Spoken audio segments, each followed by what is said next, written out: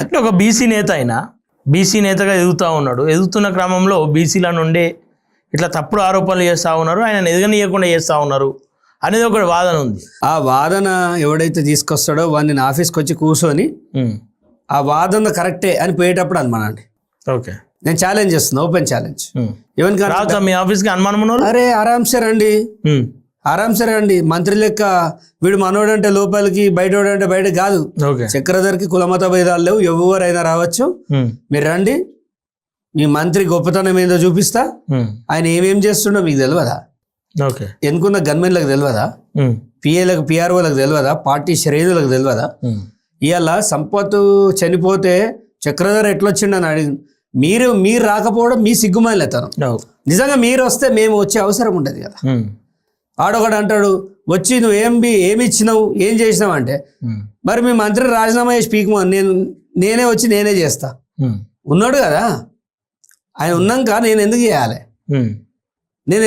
ప్రభుత్వం లేదని ఒప్పుకోండి, ఆయన మంత్రి కాదని ఒప్పుకోండి, ఆయన చాతగాని దద్దమ్మ ఎమ్మెల్యే అని ఒప్పుకోండి. అంతేగాని మేము ఎందుకు చేస్తామండి? మీతో చేపిస్తాం, మేము ఉన్నది ఎందుకు మీతో చేయించడానికి, అంతేనా లేదా? సో వీళ్ళ అక్రమాలు అన్ని బయట పెడుతున్నా. కొంతవరకు మొన్న ఒకడు ఏం పెట్టిండంటే చక్రధర్ పైన స్కాములు ఉన్నాయి, రేప్ కేసులు ఉన్నాయి. అవి ఉన్నాయని ఇట్లా ఈయన అవినీతి చేస్తుండే బాధలా. ఇప్పుడు నా మీద కేసులు ఉంటే ఈయన ఎందుకు అవినీతి చేస్తుండు? ఆ కేసులు కొట్టేయించింది మన పైసలు తయారు చేస్తుండే అది అక్రమాలన్నీ చేసి. అంటే చాతగానోడే ఇలాంటి విమర్శలు చేస్తాడు. మీకు దమ్ముంటే ఆ ల్యాండ్ విషయంలో వస్తారా, ఈ చికెన్ వేస్టేజ్ విషయంలో వస్తారా? మీరు ఇంకా చేస్తున్నాయి చాలా ఉన్నాయి. ఇప్పుడు వేదికగా అన్నీ చెప్పొద్దు, కానీ రేపటి రోజున ప్రభుత్వం పరిశాన్ అయ్యేలాగా ఉంటుంది. పొన్నం ప్రభాకర్ అందరు మంత్రులలో నంబర్ 1 అవినీతి పరంగా ఉన్నాడు. ఇది మా సామాజిక వర్గం గమలందరికీ బాధ అనిపించినా ఇది వాస్తవం, ఇది నిజం. ఆయన మామూలుగా చేస్తలేడు. వచ్చేది ప్రభుత్వం రాదు, ఇంకా నెక్స్ట్ 2.5 ఏళ్ళ డౌటే అనే ఒక ఆలోచనకు వచ్చిండు. కాబట్టి ఇప్పుడే దోసుకుందాం దాచుకుందాం అంటుండు. కానీ మేము జోపుదాం తీద్దాం అనే రకాలు మేము కూడా. చక్రధర్ అంటే చాలా మొండి వ్యక్తి. నాకు చావు అనేది ప్రకృతి ప్రసాదించిన వరం అనుకునే ముందుకు వెళ్ళిపోతా. నేను భయపడే రకం కాదు. ఏదో నీ డబ్బుల సంచులకు లొంగేది ఉంటే ఇక్కడ దాకా నా ప్రయాణం ముందుకు రాదు. ఖచ్చితంగా ఈసారి హుస్నాబాద్లో పొన్నం ప్రభాకర్కి డిపాజిట్ రానియా. అట్లా అని బహుజన బిడ్డనే గెలవాలాడ. ఖచ్చితంగా చక్రధర్ నిలబడితే మాత్రం హుస్నాబాద్లో క్లీన్ స్వీప్ చేసేస్తా. ఇప్పటిదాకా ఆలోచన లేదు, మరి వీళ్ళు వచ్చేటట్టు చేసుకోవద్దు. హరీష్ రావు చేసిన తప్పులు మీరు చేయకండి అని నా మనవి. చేసుకోవద్దండి ఏం చేయాలి? చక్రధర్ని కలిసి ఏమన్నా సెటిల్మెంట్ చేసుకోవన్నా? ఖచ్చితంగా మా ల్యాండ్ మాకు ఇచ్చేయరు. మా ఊరోళ్ళు కలిసి ఎవరికైతే ఉంటుందో కలెక్టర్కి ఆర్డర్స్ ఇవ్వండి. ఆ ల్యాండ్ వద్దురా బాబు మీకు దండం పెడతా అని ఇచ్చేయండి. పొన్నం ప్రభాకర్ గారు మీకు నాకు చెల్లు కథం. అంతే.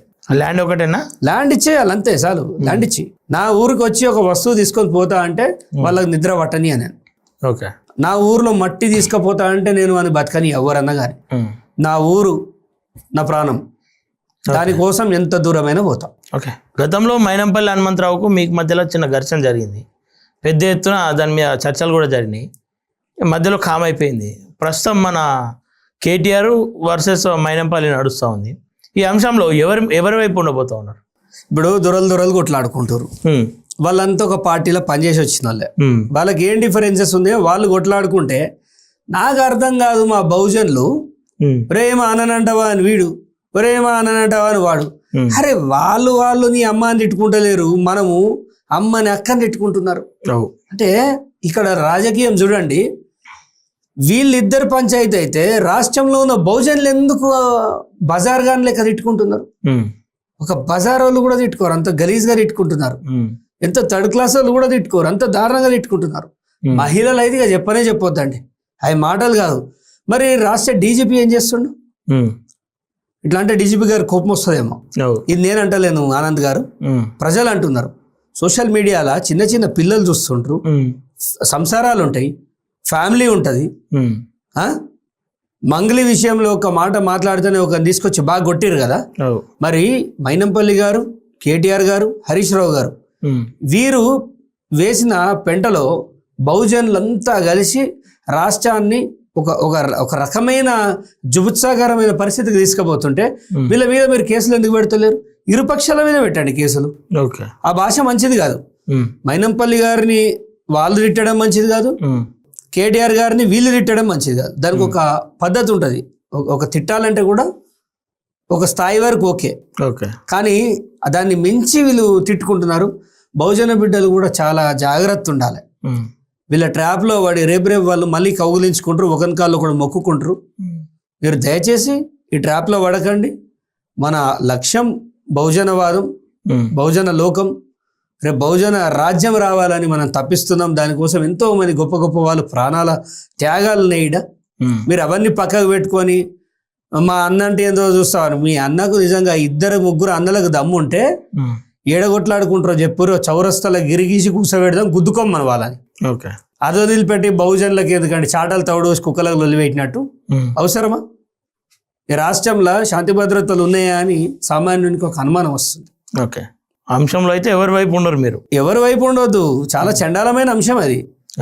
అదొక ఎంత దరిద్రంగా తిట్టుకుంటున్నారంటే వీళ్ళు అసలు నాయకులేనా అనిపిస్తుంది. దీనిపైన తక్షణమే రేవంత్ రెడ్డి గారు, హోంశాఖ వాళ్ళ దగ్గరనే ఉంది కాబట్టి ఆయన, డీజీపీ గారు స్పందించి ఈ బోత్ సైడ్స్ కేసులు పెట్టాలి. ఓకే. ఇప్పుడు సిద్దిపేట వచ్చి మైనంపల్లి గారు నేను గెలిపిస్తా అంటుండు. మంచిదే, గెలిపి ఎవరొద్దంటారు? మైనంపల్లి సిద్దిపేట రావడాన్ని మీరు ఆహ్వానిస్తారా? ఇప్పుడు ఆయన కాంగ్రెస్ పార్టీ, నేను ఏ పార్టీ కాదు. ఆయన వచ్చి గెలిపించుకుంటా అంటుండు డెమోక్రటిక్ గా.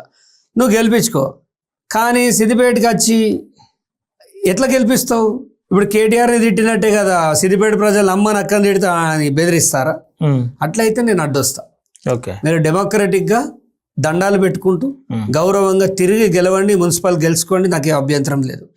కానీ ప్రజలను డిస్టర్బ్ చేస్తా, 100 కార్లలో వచ్చి పొల్యూషన్ క్రియేట్ చేస్తా, ఆ 100 కార్లలో వచ్చినప్పుడు ఏ పిల్లగాడన్నా మీ కార్ కింద పడ్డాడనుకో, మీ 100 కార్లు అంటు పెడతా మొత్తం.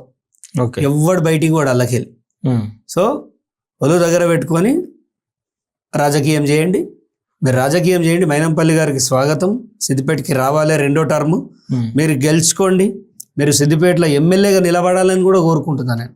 హరీష్ రావు పైన మైనంపల్లి ఎమ్మెల్యేగా నిలబడాలి. ఆ 2 దొరల మధ్య ఈ చక్రధర్ గౌడ్ అనేటోడు బయట పడాలని కోరుకుంటున్నాను.